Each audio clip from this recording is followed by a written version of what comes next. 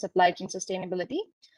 Without any further ado, let me first introduce you to our speaker, Mr. Chirag Gajjar. He is the head of Subnational Climate Action Climate Program from World Resource Institute. Over to you, Chirag. Thank you so much, Shivani, and thank you to IAMAI for giving me this opportunity to talk about this very important topic of decarbonization in the context of the logistics sector. Let me just put up my presentation online. I hope all of you are able to see my screen and the presentation is there. So the topic that I'm going to speak would focus on little bit of carbon trading as well as its impact on the sector, but more in general on the industry, Indian industry as a whole as well.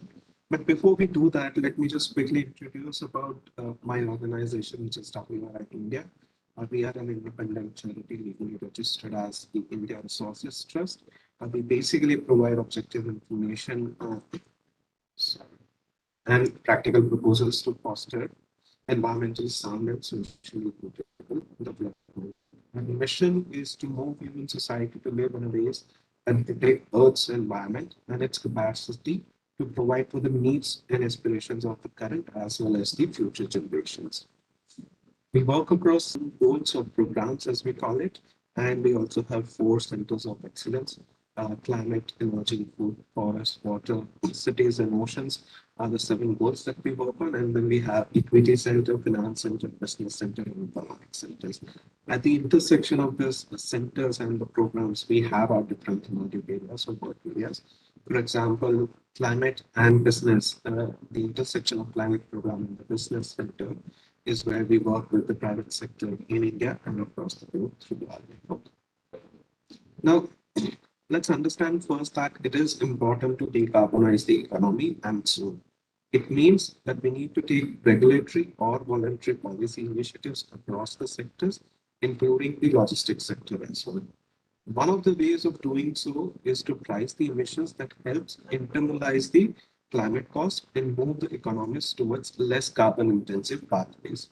And one of the key shifts for a sustainable pathway that policy should try to bring about is a behavioral change, especially amongst the highly fragmented sectors like MSMEs or the logistics sectors that are harder to abate or regulate using the typical command and control policy options.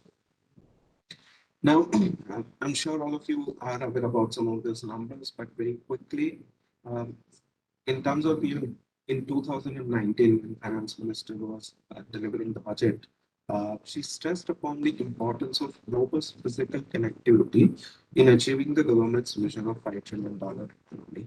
Now, existing government measures across various modes of transport, such as the Pradhan Mantri Gram Sadak Yojana, industrial and freight corridors, Bharatmala, Sagarmala projects, etc., are important enablers for the enhanced logistics. Now, the Indian logistics sector, already a $200 billion market, is set to grow over 10% CAGR in the next few years, will reach around 320 to $330 billion market. Public investment coupled with consumption and industry evolution will drive the growth in the logistics industry. The impact is likely to result in additional 3 million jobs, upping the overall employment to close to 40 million in the sector. The logistics industry in India is considered to be the lifeline of the country, holds unprecedented importance as it connects the various markets, suppliers, and customers dotted across the country, and has now been firmly embedded into the as an integral part of the national GDP value chain. Bottom line is the logistics sector in India will be key to achieving the $5 trillion goal and contribute to the country's climate goals under the Paris Agreement. Now, uh, the sector has several challenges that it needs to address first. Yet, given the already stressed nature of the Indian industry and the financially strapped sectors, mandatory action has been largely difficult in the past. This is also due to the lack of common, accurate, and harmonized data available at the national level. Therefore, policy priorities must simplify the processes and the procedures.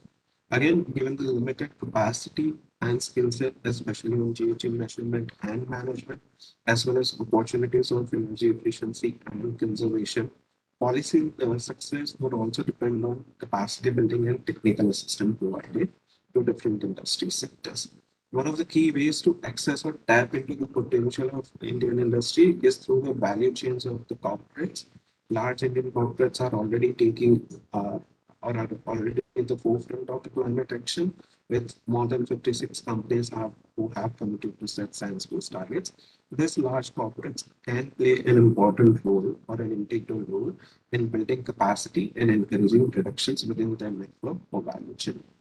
Another key policy that can be updated is the public procurement guidelines to encourage the efficiency in smaller enterprises through the PSUs.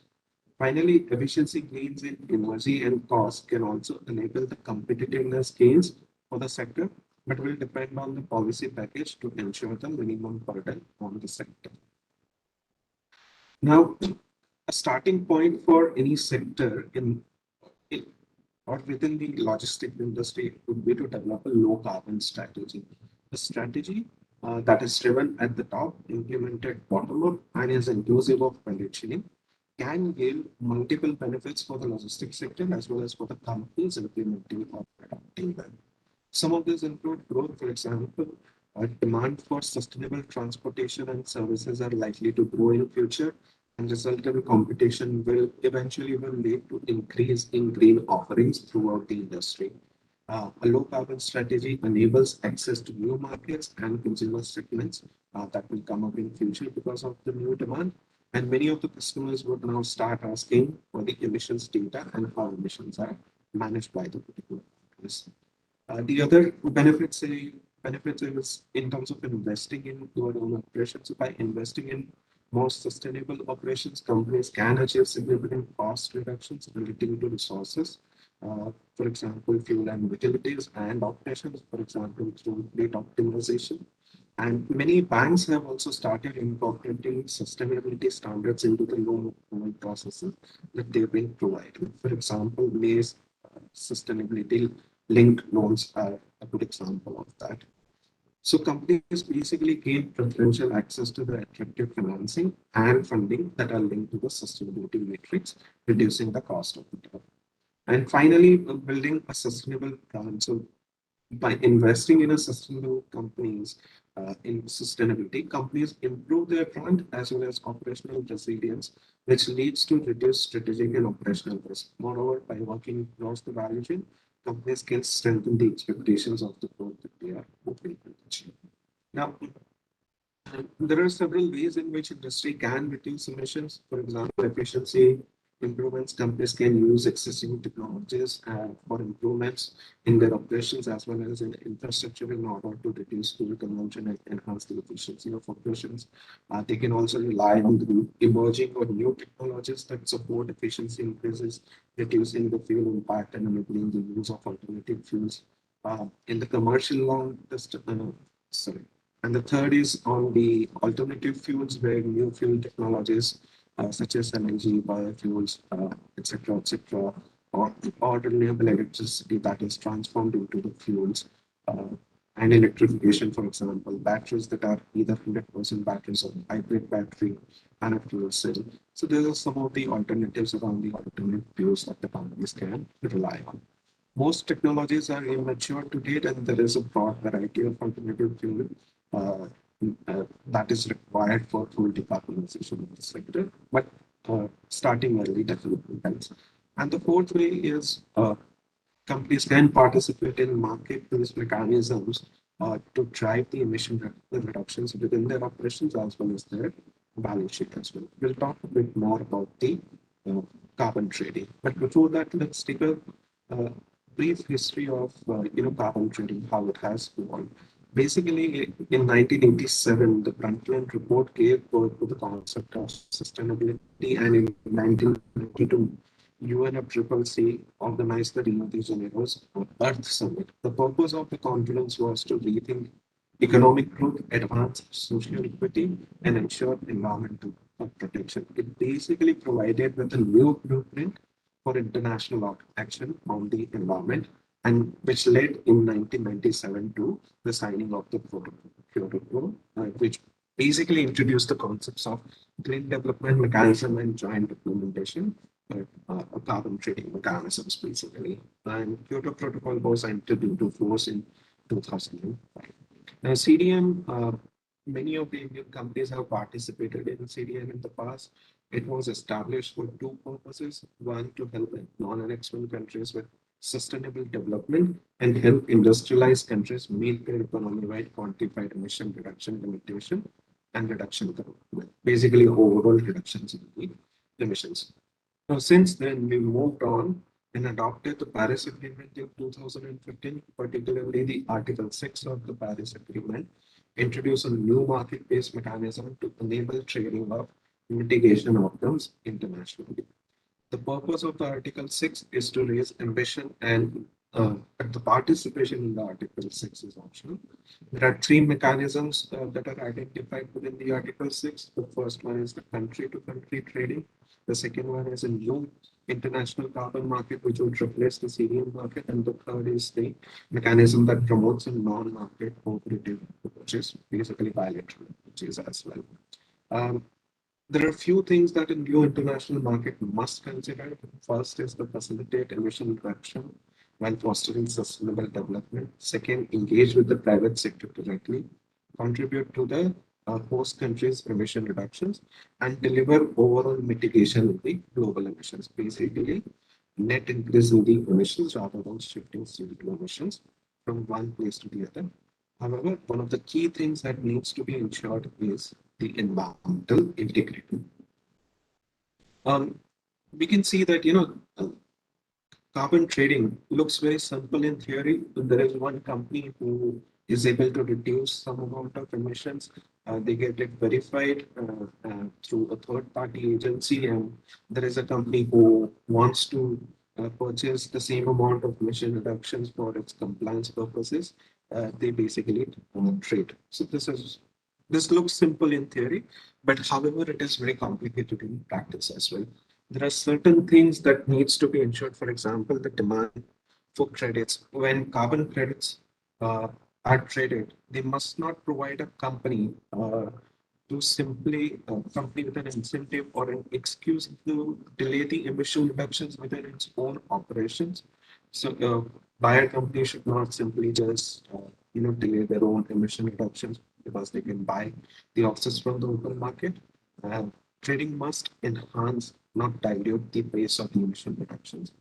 The second is on the supply side credits. The investment must be ecologically and socially sustainable and must meet a set of standards to ensure the integrity in terms of the Paris aligned levels of ambition, additionality, permanence, and avoidance of leakage and double counting.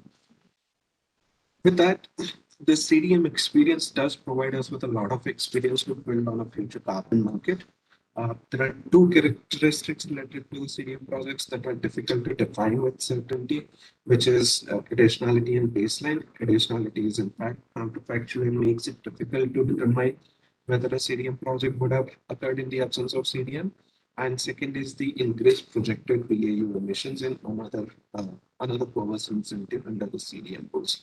So basically, the new carbon market, the idea is to sort of uh, make sure that the involves the local communities in the projects that are being implemented and have necessary safeguards in place. It also must have robust accounting rules in place that ensure that there is no double accounting or double claiming of the emission reductions happen. And third is that it should not the companies or the countries should be able to prioritize the climate targets over the offsetting.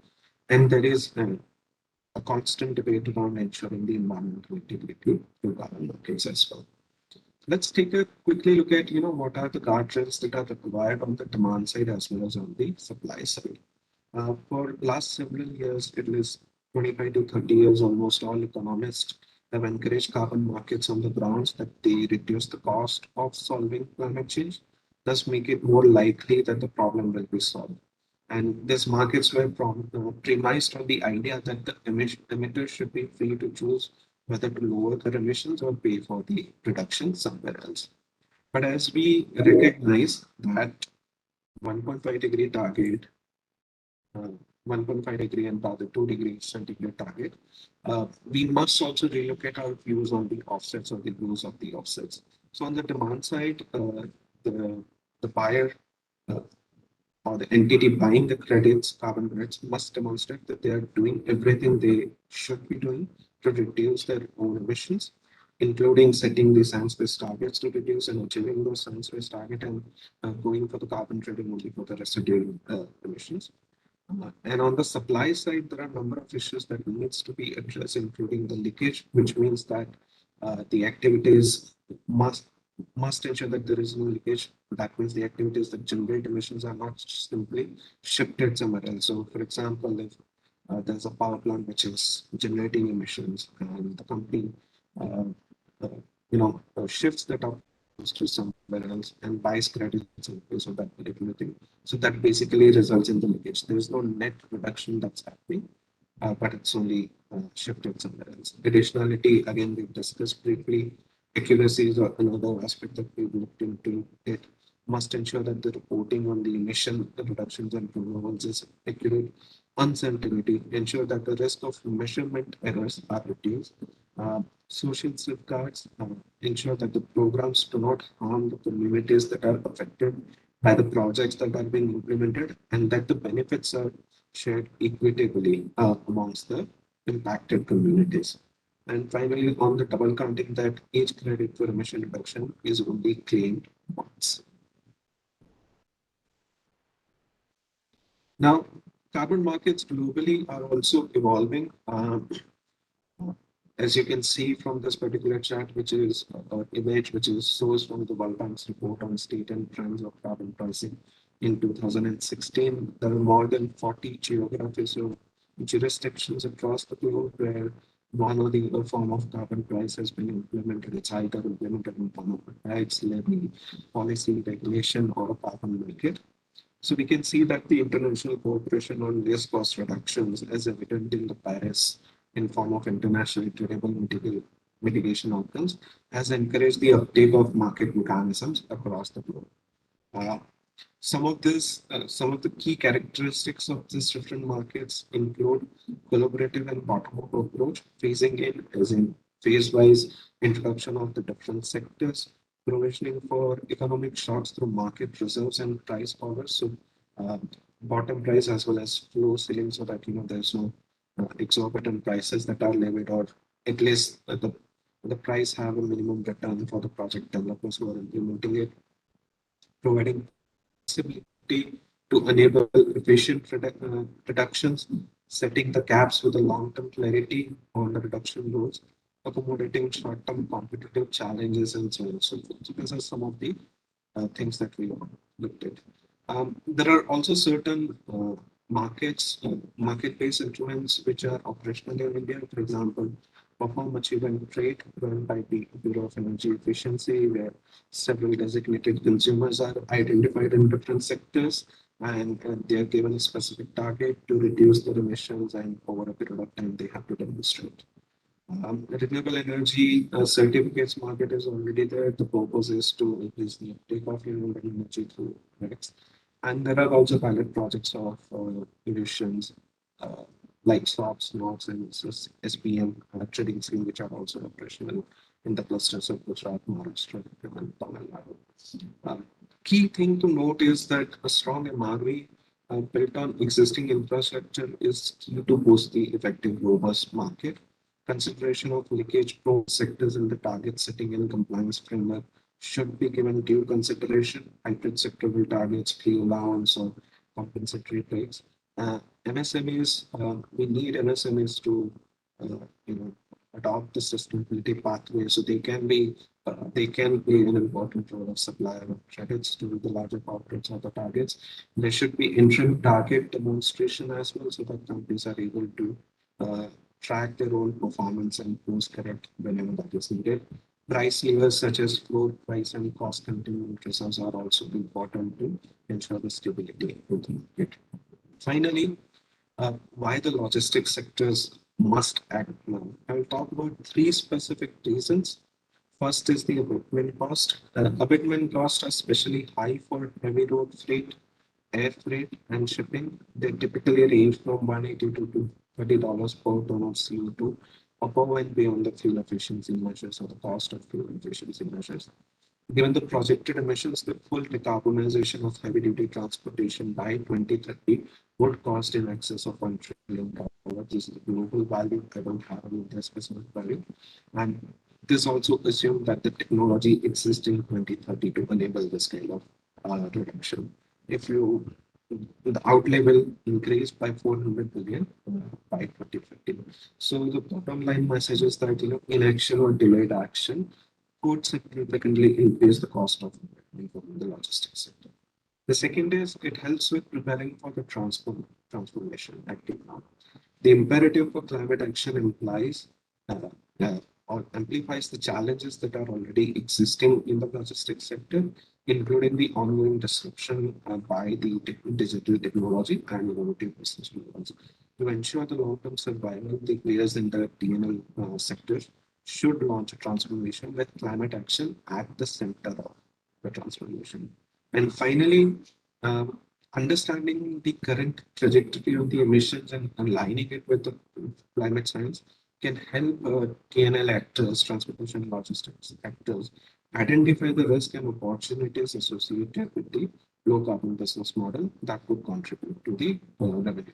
The ultimate goals should be for companies to reduce the CO2 emissions in their operations, engage in the sustainable sourcing with suppliers to address the carbon footprint holistically, and manage the physical risks such as the use of the equipment and facilities from flooding caused by the climate change. Thank you.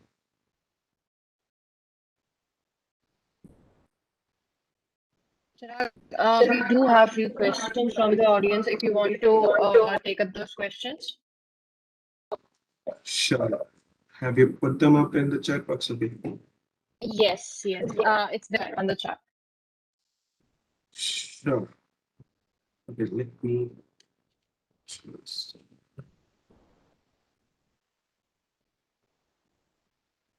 Okay, the question is, can you please share some examples of innovative technologies that are implemented in companies to reduce carbon footprint? So as I mentioned earlier that, some of these technologies are very much in the nascent stage and they might evolve over a period of time. For example, technologies such as sails and kites uh, for adopt. For example, another is adoption and adaptation of older technologies. Robotics is another thing. Um, Robotics could be used for cleaning hulls and enabling smoother voyaging. Exhaust treatment offerings, scrubbers, sulfur oxide and nitrogen oxide emissions, and digital solutions uh, would be the way forward. But I think these are still in very early stages. So I don't have full list of the technology uh, interventions which are available within the logistics sector. The other question is, what bottom-up adoption is better than adoption strategy than the top-down approach? Yeah. Okay, so the purpose of the slide of having the strategy needs to be driven from the top. It enables easier adoptions, but then when you implement your actions, they need to implement from the bottom up. You need to be able to understand the challenges associated within your value chain and within your operation. So when you're designing this strategy, you need to involve everyone. That's why I said that it has to be an inclusive strategy.